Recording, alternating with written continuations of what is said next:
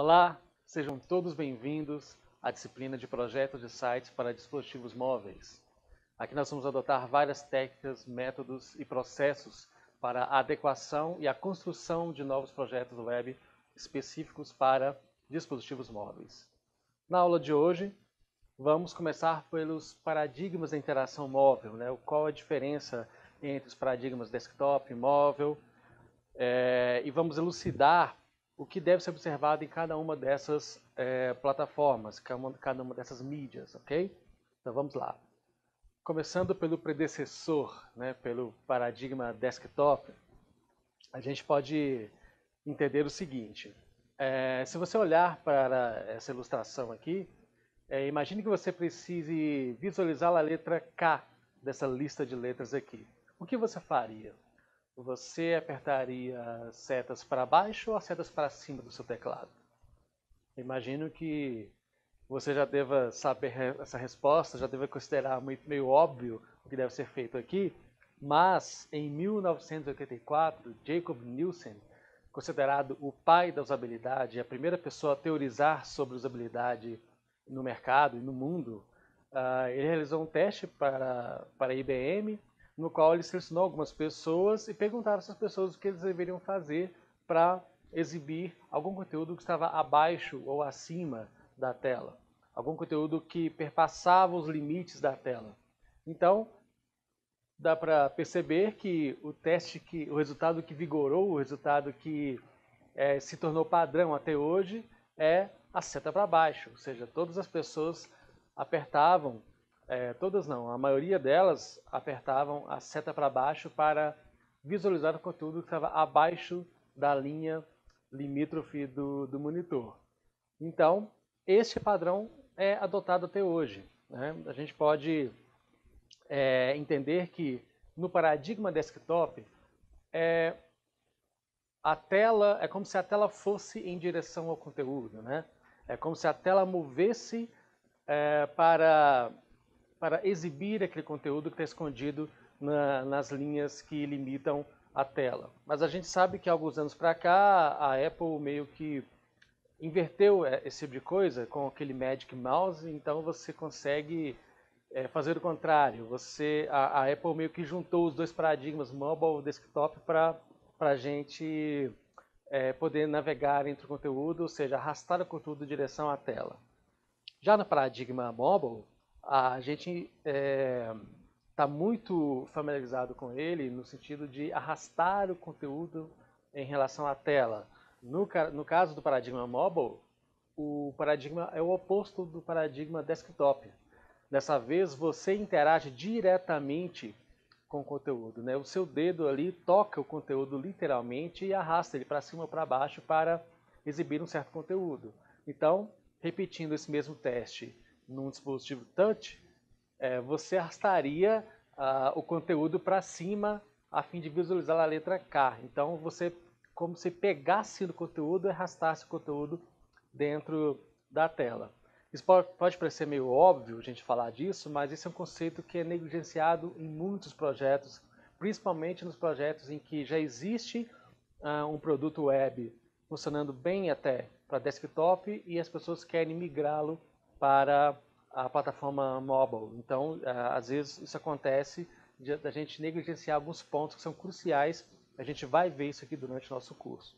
Falando das principais diferenças, não só o tamanho da tela, não só as dimensões ali do display, mas existem várias outras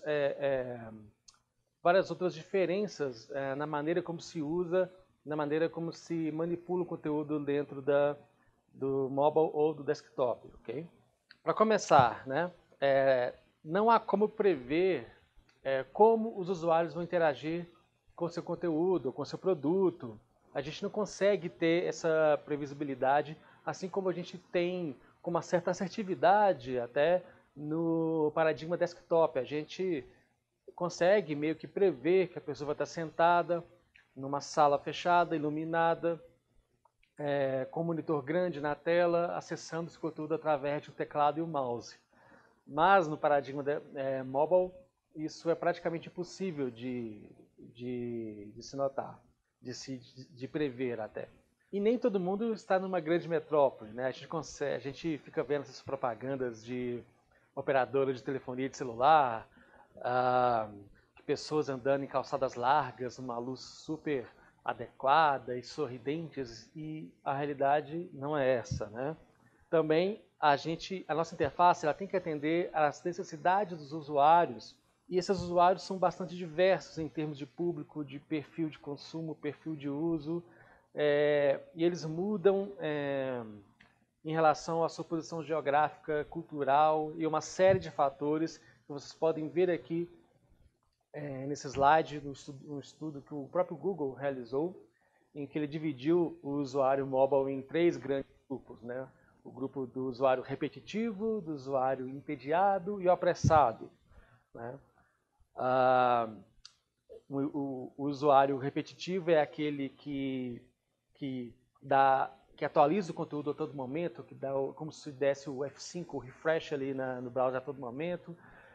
O entediado é aquele que precisa de uma distração a todo momento ele abre um jogo, ele abre o Facebook, ele abre o Twitter, ele fecha o Facebook, abre um novo jogo, confere o WhatsApp, é aquele que está sempre buscando alguma coisa, alternando bastante entre programas, né?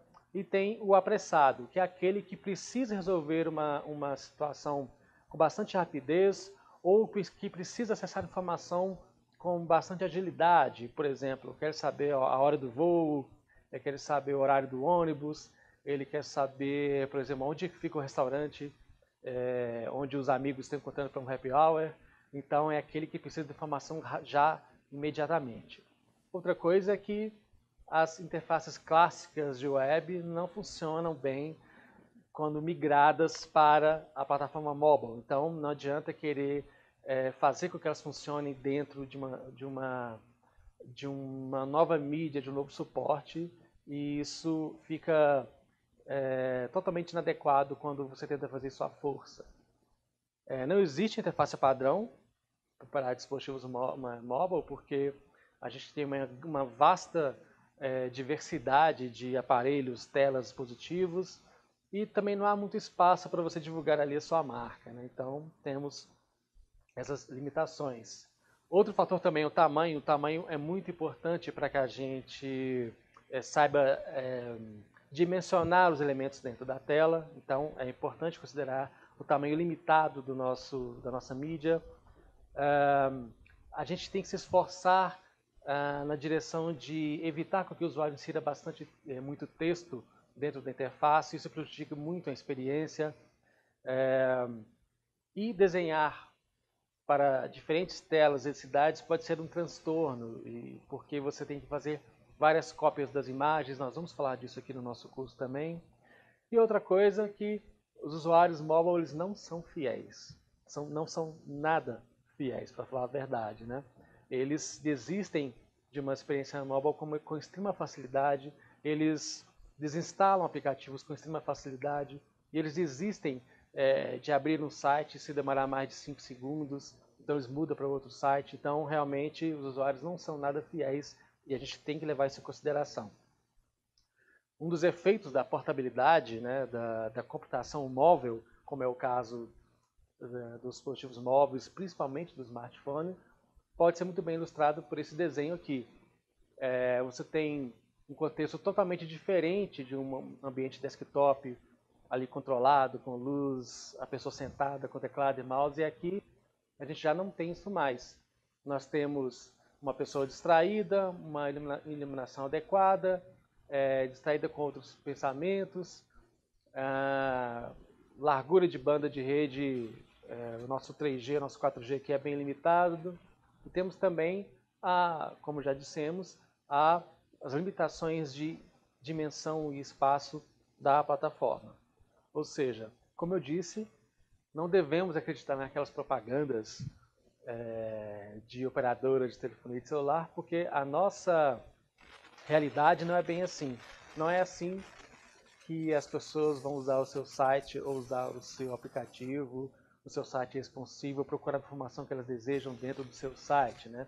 Na verdade, isso aqui se parece muito mais com a realidade, né? As pessoas vão usar o seu aplicativo, o seu site, dentro de um ambiente totalmente inapropriado como este aqui, e com certeza foi multado.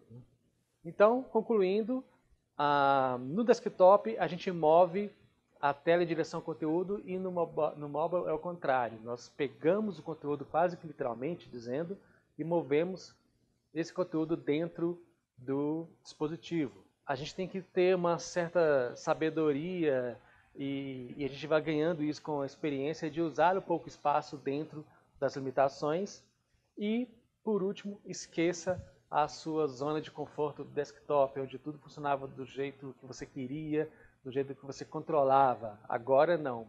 Existe uma imensa variedade de modelos, de dispositivos, de telas, de densidades. A gente vai falar disso e principalmente de diferentes condições de uso. Isso é o que mais torna difícil de prever como o usuário vai interagir com o nosso produto. Ok? E na próxima aula nós vamos falar da universalidade da web, vamos ver uns comparativos estatísticos entre desktop e mercado mobile e vamos falar também da oportunidade de mercado que nos é aberta para trabalhar aí com projetos de sites para dispositivos móveis. Certo? Até lá!